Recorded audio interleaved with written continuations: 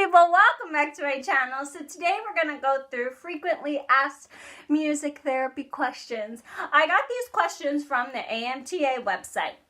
Now, I'm not sure about my demographic here, my population, if you guys are back in school, still on break, back at work, taking time off, but I figured that wherever you are, you don't want to sit at the computer and read these answers because the AMTA does line up these questions and give you formal answers, but I figured it would be more fun to talk about it and record myself answering these questions. I will leave the link down below from the AMTA website, so whenever you get a chance, you could read it over if you want to.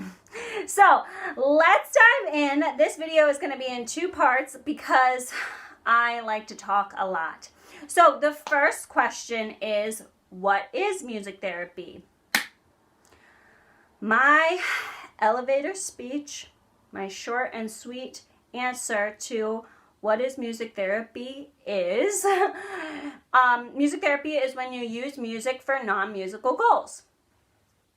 That's it. That's all I say. And then if you think about it, like one intervention I did most recently, I had this patient that was on hospice care, and I was playing guitar for him bedside. And I was playing Oh Danny Boy, and I made the phrases move with his breath. So that really helped him mentally get to a better place cognitively. It really helped decrease his anxiety. It improved his state because he was depressed at least like a few days prior to me visiting. And then it helped increase his breath support. So that was the whole point to playing Danny Boy on guitar with those phrases. Now, his wife was standing right outside the room, and I'm sure if you asked her what I was playing, she would not say Danny Boy.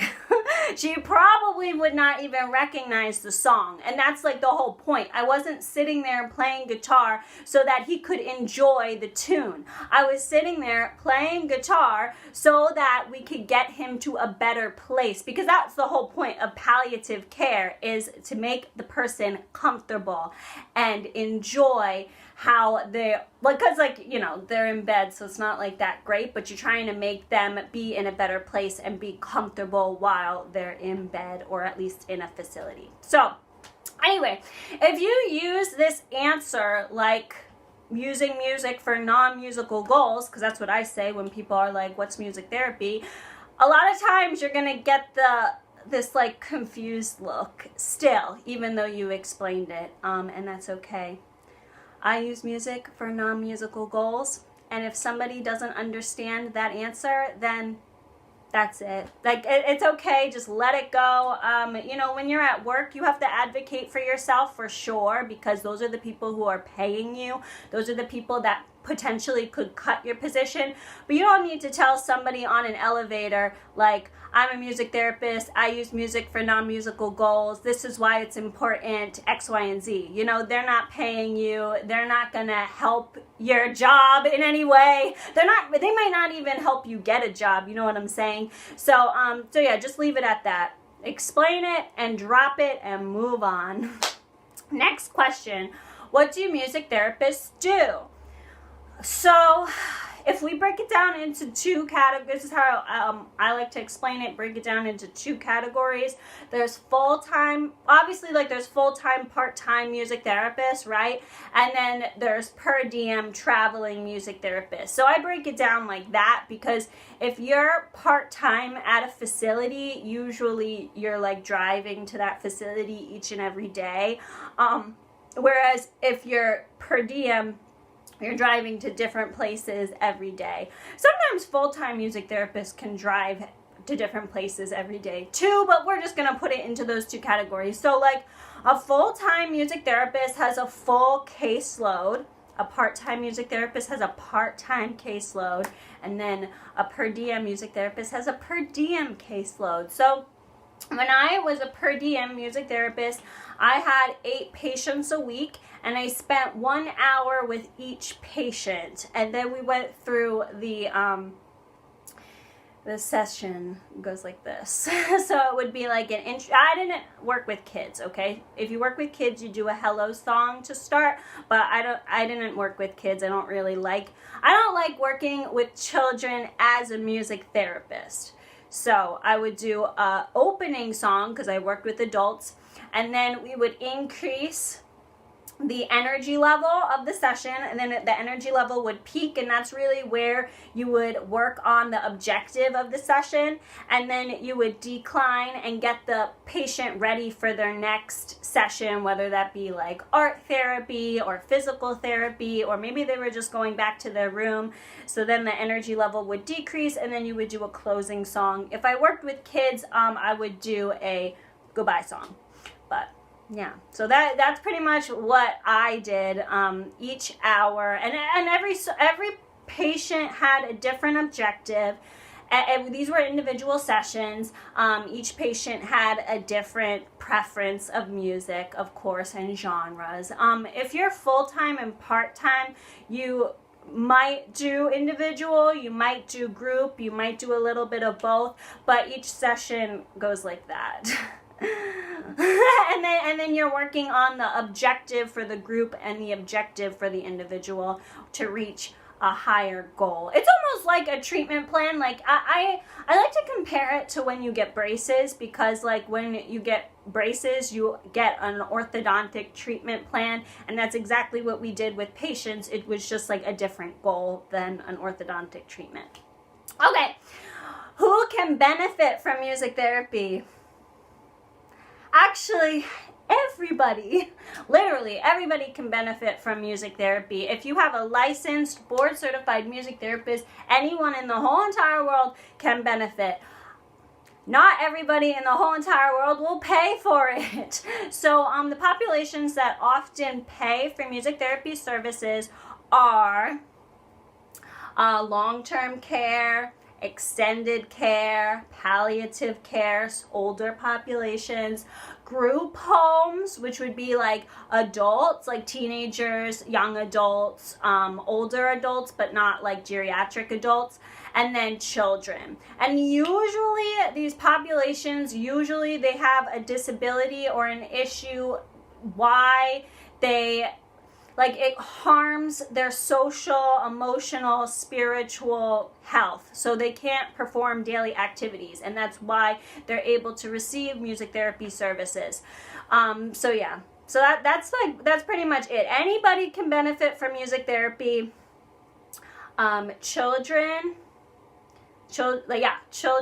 that could be like in school or individual sessions. Group homes, or rehabilitation facilities, long-term care, nursing homes, palliative care. Those are like the 3 main groups that pay for music therapy services. So that's usually who we work with. I mean, you might get lucky and have like a teen group, or you might get lucky and have like an AA group that like pays for music therapy services, but usually that's not the case. Most of the money is in geriatrics. That's why I often did geriatrics. Fun fact. Next one, where do music therapists work? So if you're looking for a job in music therapy or an internship, I often looked at facilities that offered holistic, humanistic treatment.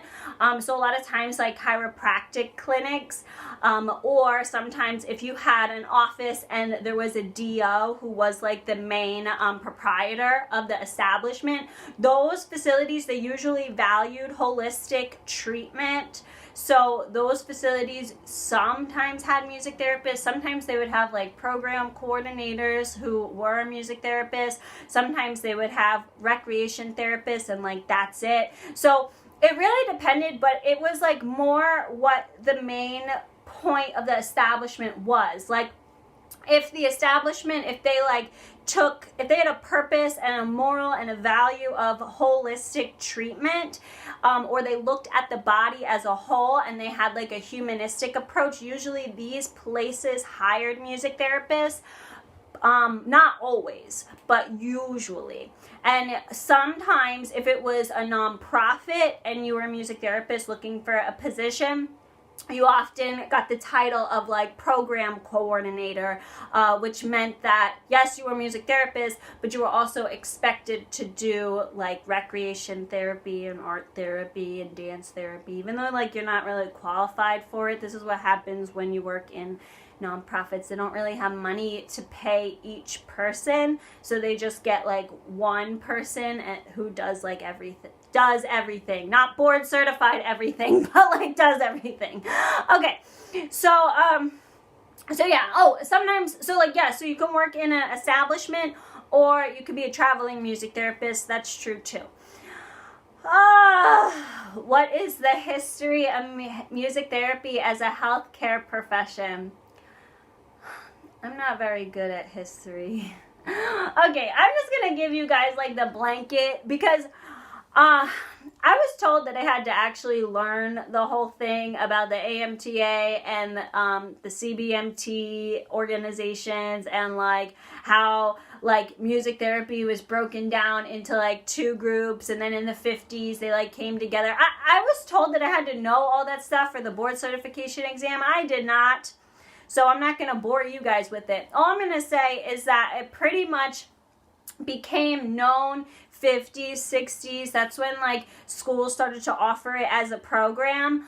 And it's a holistic treatment. So it falls into the category, if we're thinking about like major medical professionals, usually a doctor of osteopathic medicine, like that whole school of thinking values art therapy, music therapy, dance therapy, because they're looking at the body as a whole humanistic perspective. I'm not saying that medical doctors don't value music therapy, like they do, especially younger ones, because I think a lot of times like nurses and people in the medical field do need to know music therapy, art therapy, dance therapy, creative arts therapies.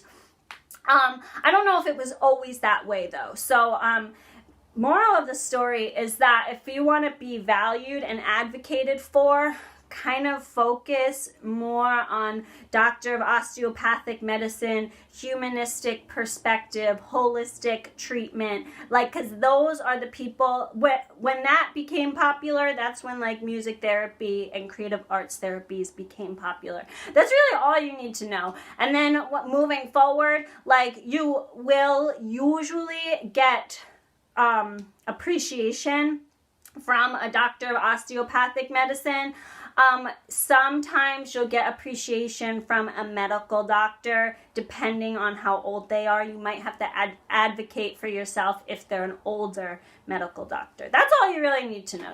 We don't need to go into the history. It's boring and it doesn't really matter, to be honest, and it's not on the exam. Okay, who is qualified to practice music therapy?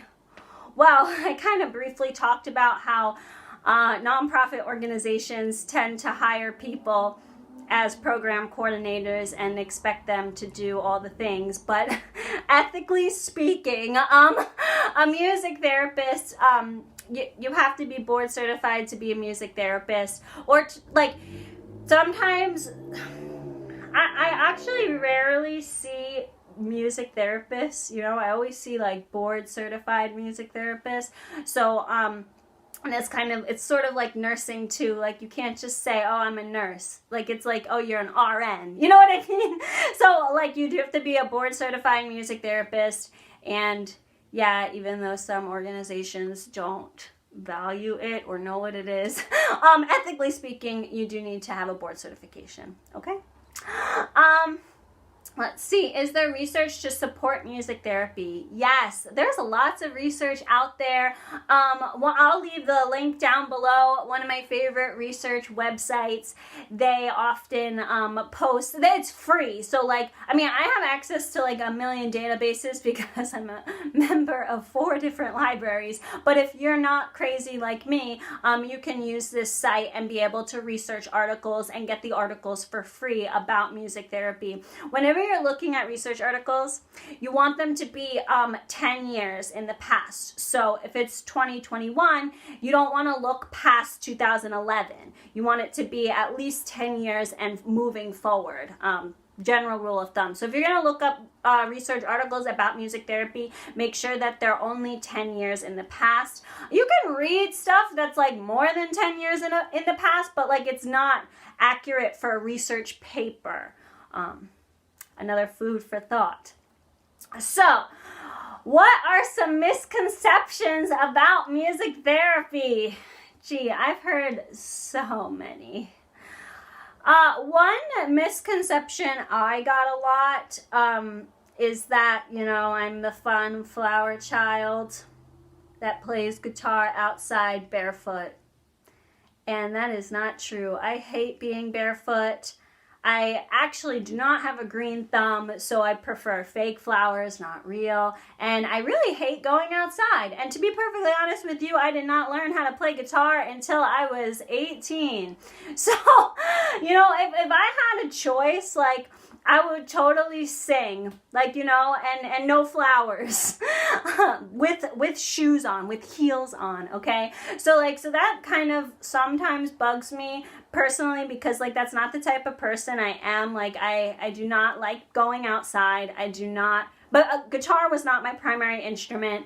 I wear shoes and socks. I do not like being barefoot, and I don't like plants. I do not have a green thumb. So like that, but that's like one of the misconceptions about music therapists. Like we're free spirit and we're like, oh, all this crazy stuff. And I mean, some music therapists are like that, but I'm not. I'm a corporate person. Fun fact. So that's one misconception. Another annoying misconception I got a lot was, especially like when I first started working, was that I was young. Oh, she's the young music therapist that plays piano, that sings. And it's like, no, like I'm a medical professional. Like I don't really care that like I'm 21 years old. I did all this, listen, I did like 1,000 hours of clinical treatment. I know how to write a treatment plan. You know, I like medical music therapy, so like I am a medical professional. Like just because I'm 21 doesn't mean I'm young, and it doesn't mean that I just like play piano all the time or sing all the time for no apparent reason. Like there's a method to my madness. So that's another misconception I got a lot. So we talked about the flower child misconception. We talked about the young misconception. There's a couple more. Let me think what would be pertinent to this discussion. You just play whatever. Like, just do a drum circle. The patients love it. Just like play some classic rock. The patients really like that. And it's like, I'm not playing this music because the patients like it. I'm not an entertainer. I'm a medical professional. So there was another one, entertainer. And then a lot of times I get confused with teacher. If a patient says to me, oh, you're a great music teacher, I don't get mad. But if a fellow coworker says you're a great music teacher, that's when I get mad, because like in order to work in a hospital or a rehab center or these, I live in we're very, there's a lot of medical professionals where I live, and I expect everybody to be highly qualified because it is very difficult to get a job at these hospitals since they're really renowned. So when a fellow coworker calls me an entertainer or says that I'm a music teacher, that's when I get very angry, especially if said coworker is in charge of my salary. And that's another misconception Oh, it kind of all goes together. Oh, you're young. Oh, you don't know what you're doing. Oh, you must live with your parents. Oh, you don't really need money. No, everybody needs money, especially if you live in the city. So those are some of the misconceptions I came across. Some good misconceptions is that, well, this is kind of an assume, and you know what happens when you assume. A lot of times people assume that I'm vegan, or they assume that I experiment with drugs, and that's not true at all. I'm plant-based, I'm not vegan. I do research on animals, and I do not experiment with drugs at all. I can't afford that stuff. So, like, I mean, that might be a positive to some people. I know I've gotten a lot of people say that they like when people assume that. I don't. And last misconception is that you're, like, popular because, like, you're the cool staff member, and that's, I mean, I'm not popular, I'm not cool, I read, but like that's okay, we don't have to tell the patients that. Okay, last question, and then we'll move on to part 2 in the next video. How can music therapy techniques be applied by healthy individuals? The ethical answer is that you need to be a board-certified music therapist. Like, if you're a healthy individual and you would like music therapy services, I will gladly come over to your house and provide you with music therapy services. But I'm going to charge you $60 for the hour. And a lot of people don't want that. So, and that's kind of the answer to this question. You really can't. I don't care what other people say. Like, you cannot listen to Spotify and call it music therapy. You can't treat yourself, right? Like, I mean, if you actually had, you know, a disorder, let's pretend that, like, you broke your finger. You cannot treat yourself, right? You need to go to the hospital. Even if you were a doctor, you would still need to go to the store and get materials to treat your broken finger. It's the same exact idea. Like, if you're healthy, a healthy individual who wants music therapy, there's no way you can do music therapy to yourself. You would need a board-certified music therapist, and you would need to pay them. Probably out of pocket, because we don't accept insurance most of the time. All right, so those are some answers. We're going to pick up with the second half of this, how is music therapy utilized in hospitals, in the next video. So I'll see you guys later. Bye!